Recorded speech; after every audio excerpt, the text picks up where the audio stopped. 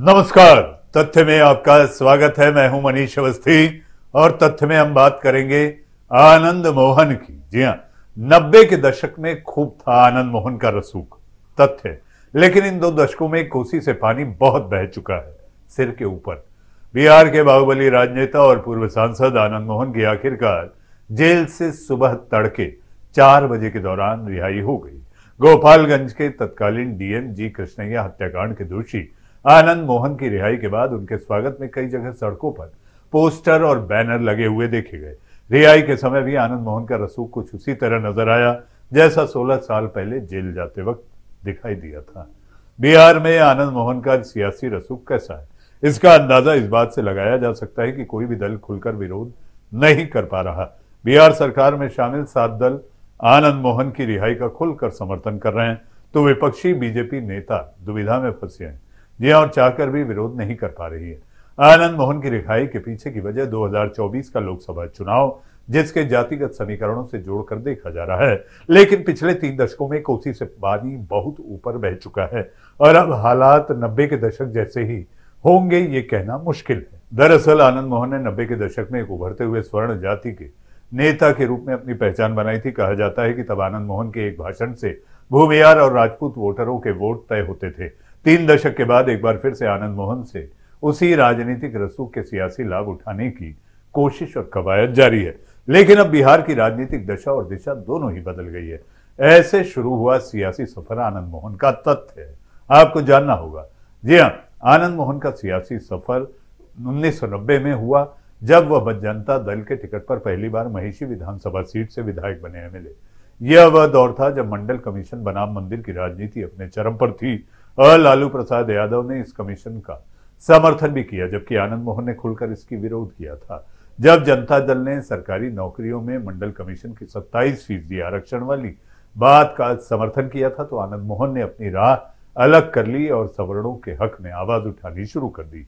बाहुबली ने अपनी सियासी ताकत को आजमाने के लिए खुद की पार्टी बनाई, लेकिन कुछ सालों में ही खुमार उतर गया और दूसरे दलों का दामन थामकर अपनी राजनीति को आगे बढ़ाने लगे। आनंद मोहन बिहार के हर एक दल में रह चुके। जनता दल से लेकर समता पार्टी, आरजेडी, बीजेपी, कांग्रेस और सपा तक के साथ उनका नाता रहा है। इसलिए कोई भी दल आज खुलकर उनका विरोध करता नजर नहीं आ रहा है। ससुराल से संसद तक 1991 में लवली आनंद से शादी करने के बाद 2 साल बाद आनंद मोहन ने बिहार पीपल्स पार्टी नाम के एक दल का गठन किया।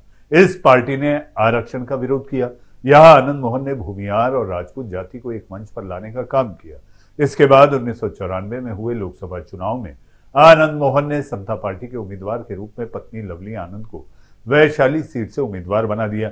उनके जीवन का सबसे महत्वपूर्ण पड़ाव तब आया जब वैशाली लोकसभा उपचुनाव में उनकी पत्नी लवली आनंद आरजेडी उम्मीदवार को हराकर संसद पहुंची।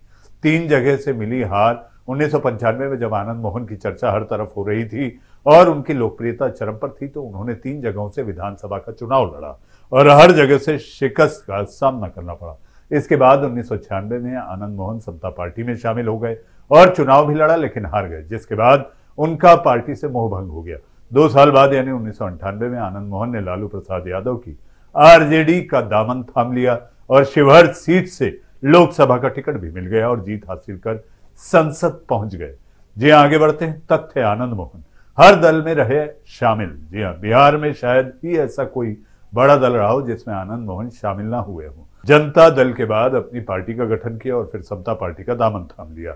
इसके बाद फिर आरजेडी में शामिल हुए। 1999 में बीजेपी में शामिल होकर शिवहर से लोकसभा चुनाव लड़ा, लेकिन शिकस्त मिली। सन 2000 में कांग्रेस में शामिल हो गए। फिर 2004 का लोकसभा चुनाव लड़ा, लेकिन फिर हार का सामना करना पड़ा।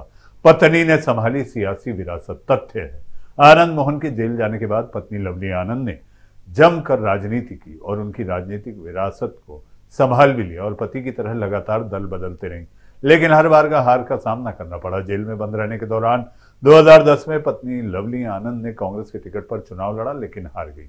इसके बाद 2014 का लोकसभा चुनाव लवली आनंद ने समाजवादी पार्टी के टिकट पर लड़ा और यहां भी जीत नसीब नहीं हो पाई। जेल में भी जलवा रहा है आनंद मोहन का। जी हां, सजा के बाद भी जेल में आनंद मोहन के लिए किसी चीज की कमी कभी नहीं रही।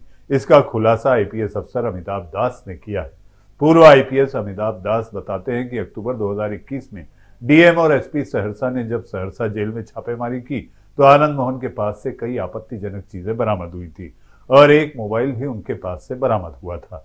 उन्होंने बड़ा आरोप लगाते हुए कहा कि नीतीश सरकार ने एफआईआर दबा ली। रसूख में आज भी कोई कमी नहीं है। ऐसे में जब आनंद मोहन की रिहाई हो चुकी है, उनका राजनीतिक रसूख वैसा ही नजर आ रहा है जो जेल जाते समय था। हर दल उनकी रिहाई का समर्थन करता दिखाई दे रहा है। आनंद मोहन और उनकी पत्नी लवली आनंद सांसद रह चुके हैं तो बेटे चेतन आनंद इस समय लालू प्रसाद यादव की पार्टी आरजेडी से शिवहर सीट से विधायक हैं। चेतन आरजेडी नेता और डिप्टी सीएम तेजस्वी यादव के काफी करीबी माने जाते हैं। जी हाँ, राजपूत वोटों का क्या है समीकरण? बिहार में राजपूत एक प्रभावशाली जाति है जिसके चलते सभी राजनीतिक दल इस समुदाय पर अपनी पकड़ मजबूत बनाए रखने की कवायद में है। राजपूतों की आबादी बिहार में करीब 6 से 8% है। राज्य की करीब 30 से 35 विधानसभा सीटों पर 7 से 8 लोकसभा सीटों पर राजपूत जाति जीत या हार का निर्णायक फैसला करती है। यही वजह है कि सत्ता पक्ष हो या विपक्ष, दोनों इस जाति को समय समय पर अपने फैसले और अपने पक्ष में रखने के लिए जरिए अपने साथ लाने की कोशिश भी करती रही है। 2019 के लोकसभा चुनाव में बीजेपी ने 5 राजपूतों को टिकट दिया था और ये सभी जीतकर संसद पहुंचे थे। वहीं 2020 के विधानसभा चुनाव में कुल 28 राजपूत विधायक ही जीत पाए, जिनमें बीजेपी से 15, जेडीयू से 2, आरजेडी से 7, कांग्रेस से 1, वीआईपी से 2 और 1 निर्दलीय। राजपूत कभी आरजेडी के साथ, कभी बिहार में 2 प्रमुख सवर्ण जातियां हैं जिसमें भूमिहार और राजपूत हैं। जी हाँ, भूमिहार समुदाय पारंपरिक बीजेपी मतदाता है, जबकि राजपूत समुदाय 2014 से पहले आरजेडी के साथ रहा है। फिलहाल बिहार में राजपूत समुदाय बीजेपी के कोर वोटर बन चुके हैं। महागठबंधन में कोई बड़ा राजपूत चेहरा दिखाई नहीं दे रहा। जगदानंद सिंह भले ही आरजेडी के प्रदेश अध्यक्ष है, लेकिन वो नेता कम, आरजेडी मैनेजर ज्यादा हैं। उनके बेटे सुधाकर सिंह का कद इतना बड़ा नहीं है कि वह राजपूत वोटर को अपने पाले में कर सकें।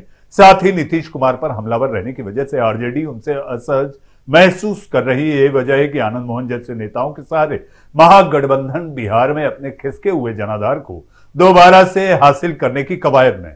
तो आज तथ्य में आपने देखा आखिर कौन है आनंद मोहन, क्या रहा उनका सियासी सफर और क्या है सियासी पार्टियों का बिहार को लेकर सियासी एजेंडा। तथ्य में आज के लिए फिलहाल इतना ही। नमस्कार।